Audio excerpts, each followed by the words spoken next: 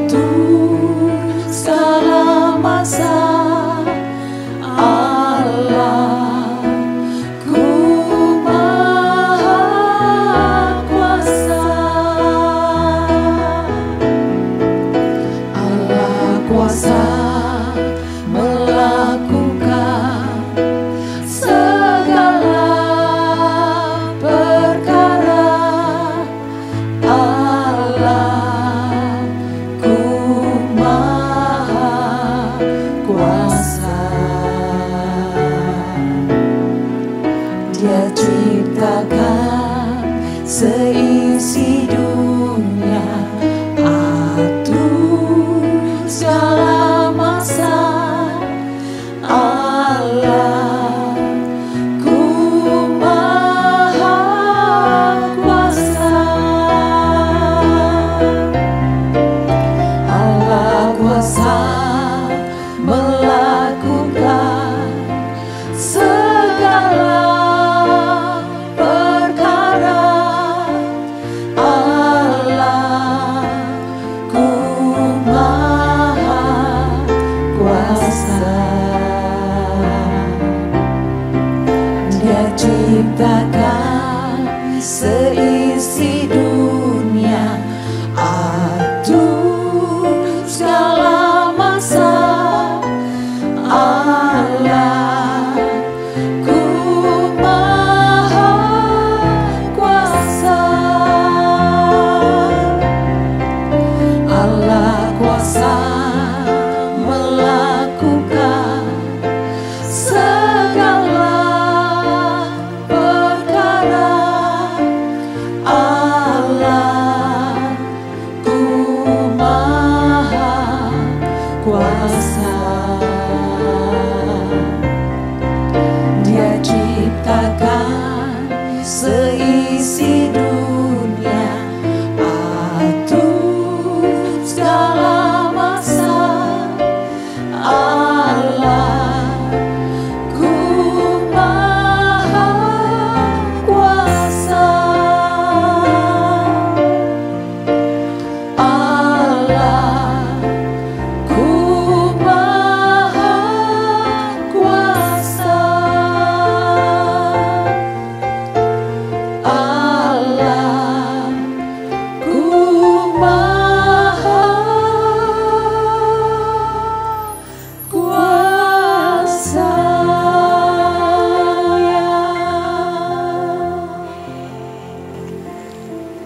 Kami bangga Tuhan, punya Engkau Allah yang Maha Kuasa, Allah pencipta langit dan bumi, dan segala isinya tunduk akan Engkau Tuhan.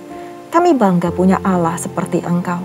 Gak ada Allah lain di bawah kolong langit, di bawah air, di atas bumi seperti Engkau. Terima kasih Tuhan, terima kasih, terima kasih. Terima kasih Engkau telah menjadi juru selamat kami yang agung. Terima kasih Tuhan. Terima kasih untuk karya salib-Mu dalam kehidupan kami. Bapa, pada malam hari ini kami rindu Tuhan untuk lebih mengenal Engkau secara pribadi melalui firman-Mu, melalui apa yang Engkau sampaikan di dalam kitab-Mu Tuhan, di bilangan. Kami rindu Tuhan untuk memiliki perjumpaan pribadi dengan Engkau. Lawat setiap kami, jamah setiap kami, karena kami butuh Engkau dalam kehidupan kami. Nyatakan kuasa-Mu, nyatakan kehendak-Mu dalam kehidupan kami. Ajar kami untuk dengar-dengaran akan firman-Mu. Ajar kami Tuhan sebagai pelaku firman-Mu. Urapi kami Tuhan, urapi setiap jemaat-Mu yang rindu, yang haus, dan lapar akan kebenaran firman-Mu. Urapi hamba juga Tuhan dalam menyampaikan kebenaran isi hati-Mu dengan bahasa yang sederhana yang mudah dimengerti. Dan hamba berdoa biar setiap firman yang disampaikan memiliki kuasa karena ada roh Allah di dalamnya. Terima kasih Bapa, kami mulai pembelajaran kami hanya di dalam nama Tuhan Yesus. Haleluya. Amin. Nah, Bapak Ibu yang dikasihi Tuhan, kita masuk dalam bilangan 23 dan 24 pada malam hari ini, di mana bilangan 23 dan 24 mengenai doa Bileam memberkati Israel. Kita langsung sambung dengan 24 karena itu adalah satu kesatuan, ya. Nah, kita mulai pembacaan kita dari kitab bilangan 23 di ayat yang pertama. Lalu berkatalah Bileam kepada Balak, "Dirikanlah bagiku di sini 7 mezbah dan siapkanlah bagiku di sini 7 ekor lembu jantan dan 7 ekor domba jantan. Balak melakukan seperti yang dikatakan Bileam, maka Balak dan Bileam mempersembahkan seekor lembu jantan dan seekor domba jantan di atas setiap mezbah itu. Sesudah itu, berkatalah Bileam kepada Balak, "Berdirilah di samping korban bakaranmu, tetapi aku ini hendak pergi. Mungkin Tuhan akan datang menemui aku, dan perkataan apapun yang dinyatakannya kepadaku akan kuberitahu kepadamu." Lalu pergilah ia ke atas sebuah bukit yang gundul. Dilanjutkan dengan perikop yang berikutnya, yaitu Bileam memberkati Israel. Di ayat keempat dikatakan, "Maka Allah menemui Bileam. Lalu Bileam berkata kepadanya, 7 mezbah itu telah kuatur, dan kupersembahkan seekor lembu jantan dan seekor domba jantan di atas setiap mezbah." Kemudian Tuhan menaruh perkataan ke dalam mulut Bileam dan berfirman, "Kembalilah kepada Balak dan katakanlah demikian." Ketika ia kembali, maka Balak masih berdiri di situ di samping korban bakarannya, bersama dengan semua pemuka Moab. Lalu Bileam mengucapkan sanjaknya, katanya, "Dari Aram aku disuruh datang oleh Balak, raja Moab. Dari gunung-gunung sebelah timur, datanglah," katanya, "kutuklah bagiku Yakub, dan datanglah, kutuklah Israel. Bagaimanakah aku menyerapah yang tidak diserapah Allah? Dan bagaimanakah aku mengutuk yang tidak dikutuk Tuhan?" Sampai di situ dulu pembacaan kita dari Bilangan 23, di mana kita tadi sudah baca bahwa atas usulan Bileam, Balak mempersembahkan korban bagi Allah, yaitu 7 ekor lembu jantan dan 7 ekor domba jantan di atas masing-masing 7 mezbah. Hingga saat itu secara keseluruhan, setelah menginvestasikan 21 ekor lembu jantan dan 21 ekor domba jantan, apa tujuannya Balak mempersembahkan korban itu kepada Tuhan? Sebenarnya dia mau dengan tujuan agar bangsa Israel dikutuk melalui Bileam. Namun, Bileam yang sudah dibayar untuk mengutuk bangsa Israel, justru malah memberkati bangsa Israel. Kenapa dilakukan seperti itu? Karena Bileam mendapat teguran dari Tuhan yang sangat keras pada Bilangan 22. Kalau Bapak Ibu masih ingat, di mana Tuhan menampakkan diri pada Bileam pada saat Bileam ingin pergi. Dan pada saat itu, malaikat Tuhan menghunuskan pedangnya, Bileam tidak bisa melihat, tetapi justru keledainya yang melihat malaikat Tuhan yang berdiri di depannya. Nah, di pasal ini kita belajar betapa Balak terus berusaha untuk mengutuk bangsa Israel melalui mulut Bileam. Walaupun Bileam sudah menyatakan ketidakmampuannya untuk mengutuk bangsa Israel, karena bangsa itu tidak dikutuk oleh Tuhan, dan ia hanya dapat mengatakan apa yang difirmankan oleh Tuhan. Itu disebutkan di ayat ke-12 dan di ayat ke-16. Akan tetapi Balak terus bersikeras.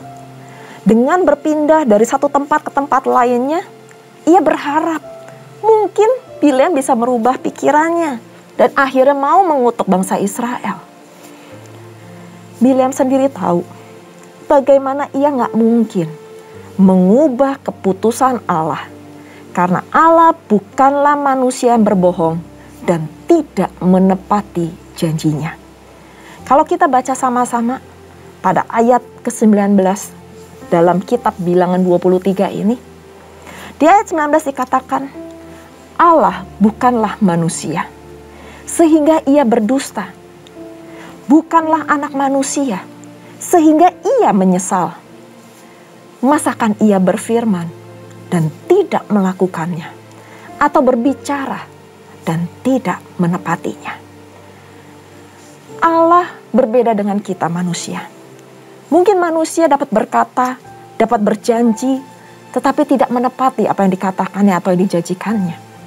Tetapi Allah itu ya dan amin.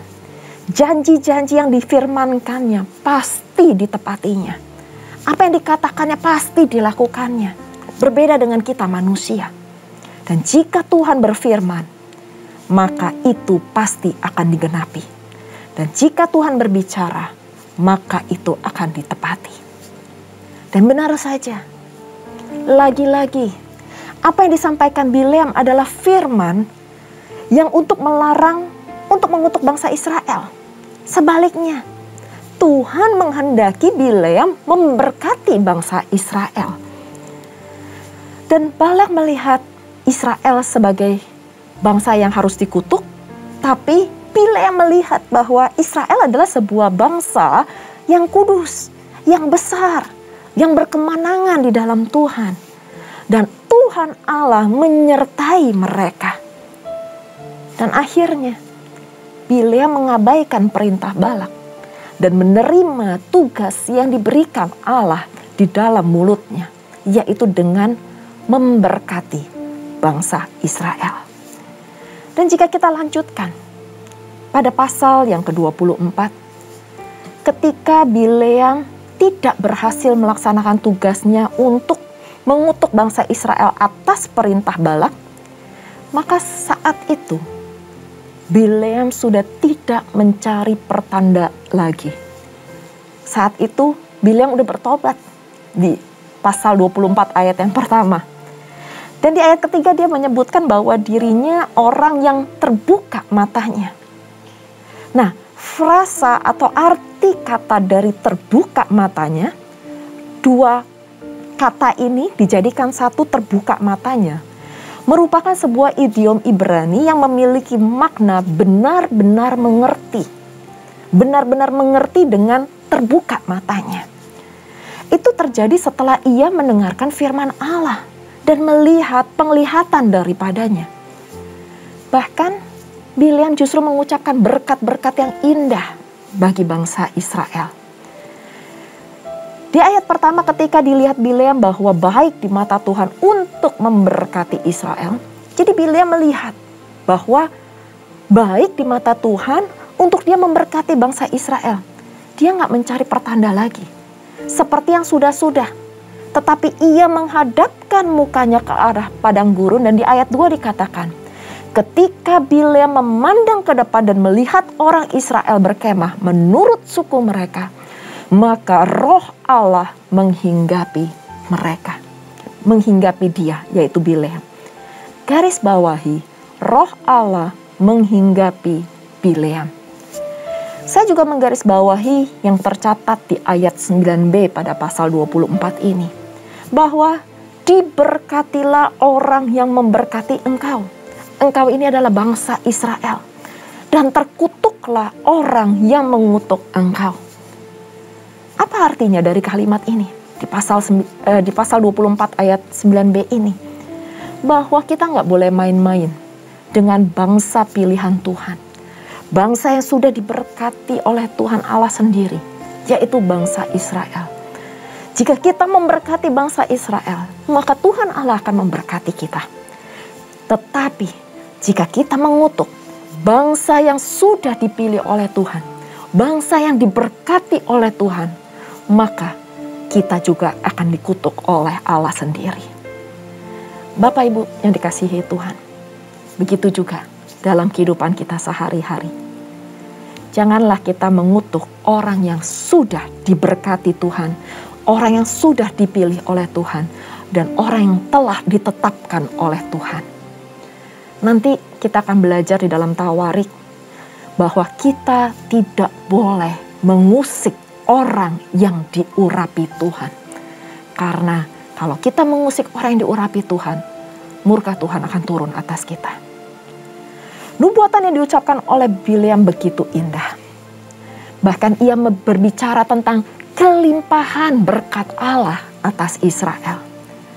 Tetapi doa berkat yang Bileam lakukan untuk bangsa Israel membuat amarah Balak itu bangkit. karena dia kepingin Bileam mengutuki. Dan kita belajar ada 3 peristiwa. Di dalam Bilangan 22, Bileam sudah gagal mengutuk bangsa Israel. Tetapi peristiwa yang kedua, di Bilangan 23, ia justru mengucapkan berkat atas Israel. Dan yang terakhir, peristiwa yang terakhir, kita belajar di pasal yang ke-24, Bilangan 24 ini. Bileam justru melontarkan kutuk atas Moab dan negara-negara tetangga lainnya. Itu kita bisa baca nanti di ayat yang ke-20 sampai ayat 24. Apa yang kita bisa pelajari dari kedua pasal ini? 23 dan 24. Bapak Ibu yang dikasihi Tuhan, segigih apapun manusia berupaya menggagalkan rencana Tuhan, tetapi Tuhan pasti tetap akan melaksanakan kehendaknya dan berdaulat penuh atas firman-Nya. Dan di sini kita bisa lihat bahwa manusia ini lemah dan rapuh. Dan kita nggak mungkin menang melawan kehendak Allah. Apapun kuasa yang ada di dalam diri kita, dengan cara apapun kita mau melawan Tuhan, pasti nggak akan bisa. Bagian kita mengikuti kehendak-Nya, menghormati kedaulatannya. Bahkan kuasa seorang raja dan penenung sekalipun nggak mampu melawan kuasa Allah. Ingat, kalau ada roh Allah atas kita, siapa yang dapat melawan kita? Hiduplah penuh dengan roh Allah. Karena jikalau roh Allah ada di atas kita, nggak ada orang satu pun yang dapat melawan kita. Segala bangsa mau nggak mau harus mengakui bahwa Allah Israel adalah Allah yang berdaulat penuh dan kehendaknya pasti terlaksana. Saya kutip satu ayat di Amsal 19 ayat 21. Dikatakan bahwa manusia dapat berbuat banyak rancangan, tetapi keputusan Tuhanlah yang pasti akan terlaksana. Kita sesungguhnya sering gak sadar bahwa kita ini tidak berdaya. Kita terus berusaha melawan kehendak Allah dalam kehidupan kita. Tetapi pada malam hari ini kita sama-sama disadarkan bahwa rencana Tuhanlah yang pasti akan terjadi dalam kehidupan kita. Ingatlah Bapak Ibu yang dikasihi Tuhan, bahwa Tuhan Allah kita adalah Tuhan yang Maha Kuasa.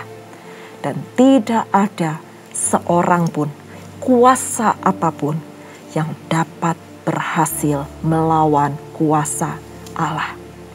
Dan jika kita mungkin saat ini berdoa untuk keluarga yang kita kasihi, atau orang-orang yang Tuhan taruh di dalam hidup kita yang kita diingatkan untuk berdoa, saat ini juga kita belajar bahwa kita harus berdoa supaya mata rohani mereka terbuka.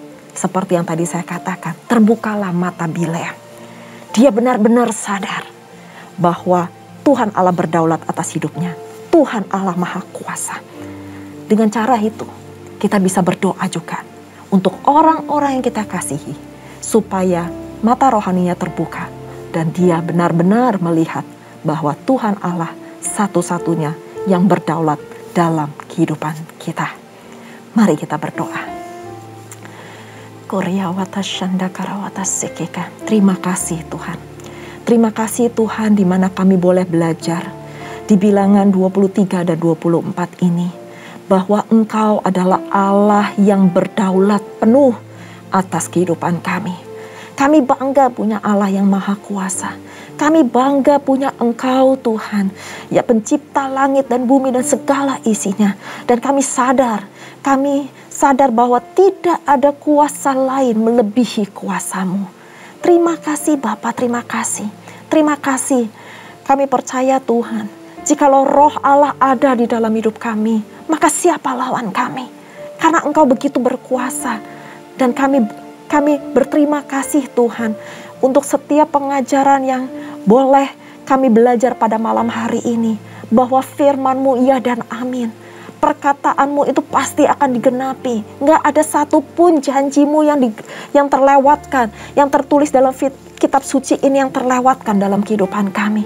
Bapa, hamba juga berdoa Tuhan, untuk setiap mungkin saudara kami, suami kami, istri kami, anak-anak kami, orang tua kami, Tuhan, yang belum mengenal Engkau.